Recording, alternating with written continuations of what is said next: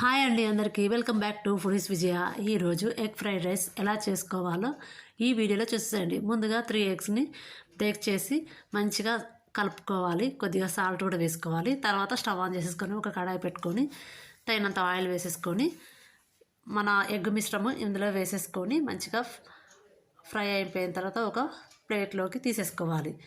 తర్వాత అదే ఆయిల్లో కట్ చేసుకున్నటువంటి పచ్చిమిర్చి ముక్కలు, అల్లం పేస్ట్ కాకుండా అల్లం తురుముతాం కదండి, అది వేసుకుంటే కొంచెం ఫ్లేవర్ బాగుంటుంది.